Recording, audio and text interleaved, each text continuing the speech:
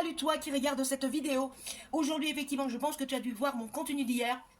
Je vais te parler de pepsirisation. C'est ce qu'on appelle dans le technique de maquillage, pepsiriser un fard à paupières.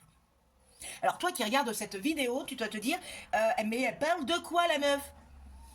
Alors la meuf, elle te parle de redonner de l'intensité à un fard plutôt irisé ou nacré avec peu de pigmentation. Donc au moment où si tu n'appliques rien sur ta paupière et que tu appliques que ton fard, ça risque d'être fade.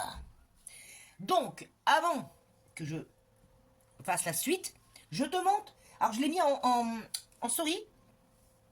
Là, c'est quand tu appliques ton fard sur ta paupière que tu n'as ni base à paupières ni correcteur. Là, il y a une base à paupières, mais pas de correcteur. Parce qu'il faut bien savoir que quand on prend une base à paupières, il faut bien savoir à quoi elle sert cette base à paupières. Elle est faite pour lisser ta paupière. Elle va aussi faire une barrière, elle va protéger ta peau et l'application de ton fard. Mais elle sert à doubler la pigmentation de ton fard. Si tu appliques un correcteur, ça fera le job. Oh, ça fait bizarre là. Mais le correcteur ne va pas doubler la pigmentation de ton fard. Ça va lisser la zone, donc ta paupière. Ça fera barrière aussi, mais ça ne va pas doubler. D'où l'intérêt de mettre une base à paupières. Ok? Allez, là maintenant, aujourd'hui, alors j'ai pris j'ai choisi cette palette. D'accord, qui est super jolie, qui, vous voyez, elle a déjà quand même bien servi, voyez-vous. Parce qu'il fallait que je fasse un tri. Donc j'ai choisi, comment je suis habillée, j'ai choisi cette palette. Donc, ce qu'on a fait, on va prendre déjà alors, on va déjà préparer un petit peu le terrain. Alors, aussi, je tiens à te signaler que ici, il y a juste un peu de correcteur. D'accord? Je n'ai pas mis de base à paupières. Ok? Et on fera l'inverse. Ici, on va mettre la base. Ok? Donc là, il n'y a rien. Ok? Donc, on va prendre... Hop, mon petit pinceau. On va prendre déjà une couleur chère. Hein, c'est un petit peu... hop, hop. Voilà. Mettre une petite base. Mais c'est surtout pour matifier la paupière. D'accord? Ok. Ensuite, on va prendre ce petit... Pardon. Cette couleur-là. On le prend avec un petit pinceau. Parce que je voulais un autre, mais je ne le trouvais pas. Alors, c'est pas grave. On enlève toujours l'excédent de fard à paupières. Et on va le mettre ici. Et voyez déjà, voyez,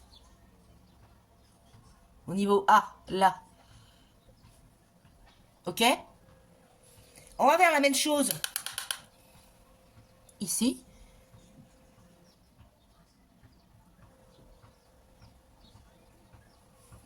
Ok? Avec mon petit pinceau, on va venir le travailler un tout petit peu. Pour, vous voyez, rejoindre les deux bords. Et on laisse au centre vide. Et là, on va mettre cette irisée, donc le même que j'ai mis sous ma main. D'accord? Voilà. Ok? Je vais retrouver mon petit pinceau estampeur. Et je fais des petits va-et-vient. Ok? Ensuite, on va le prendre au doigt. Parce que pour avoir de l'intensité, vous allez obtenir de l'intensité plus en travaillant au doigt. Même si vous ne pepsirisez pas votre fard. Je l'applique au milieu. Donc au centre de ma paupière. En tapotant. Ok? Et balayage des deux côtés. Et voilà ce que ça donne. Je fais mon rat de cils. Bon, là, après, on met mascara, mais là, on va pas le mettre, d'accord? Là, on va travailler autrement. Donc, on va appliquer la base à paupières. Alors, on en met vraiment pas beaucoup. Là, il y en a même de trop. Hop. Et on en applique sur toute la paupière. Et on reprend les mêmes couleurs. Donc, on va prendre... attendez. On va prendre le clair. Hop. Là, c'est pour matifier la paupière. C'est un peu la couleur de transition. Ok. Ensuite, avec mon petit pinceau plat, je prends donc le foncé. J'enlève toujours l'excédent. Et là, hop. Ok. On va en mettre au coin interne de l'œil. D'accord? Alors, on monte bien pour les paupières tombantes, pardon. Ok? Avec mon petit pinceau estampeur, et ben, je viens... Et on peut même le faire avec mon petit pinceau plat. Je viens rejoindre les deux côtés, bien évidemment. Et je viens travailler avec mon petit pinceau estompeur. Mais tout en laissant le centre vide. D'accord?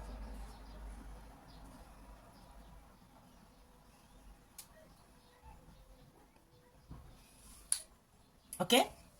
Et là, oups, pardon, prendre un autre pinceau propre. Donc là, j'ai prêt. Et je prends mon eau tonifiante et j'humidifie juste mon pinceau. Il faut juste qu'il soit humidifié. Il ne faut pas qu'il soit mouillé. Juste humidifié. Je prends mon fard.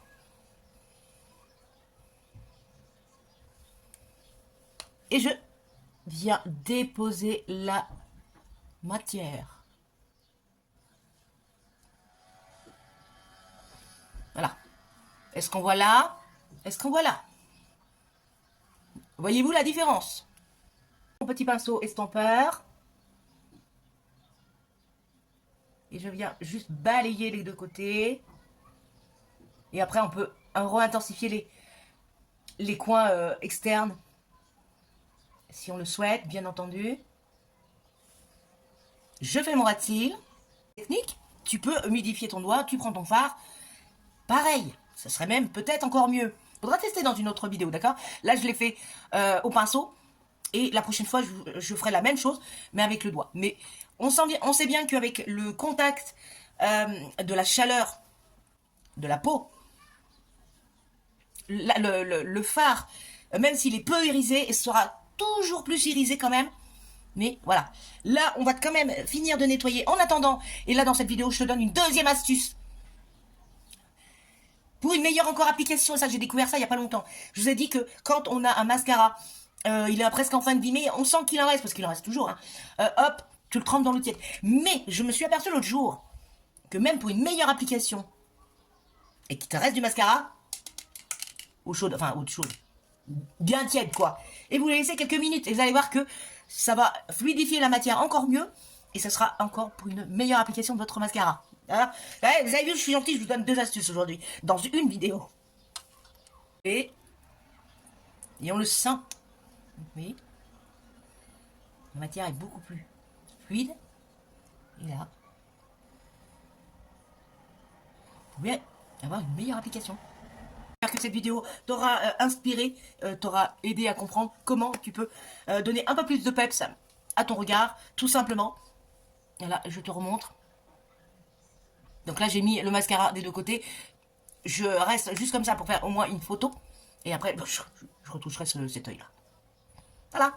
Donc n'hésite pas, si tu as aimé cette vidéo, de la liker, à la partager autour de toi pour ceux et celles qui pourraient être intéressés par ce petit genre de contenu.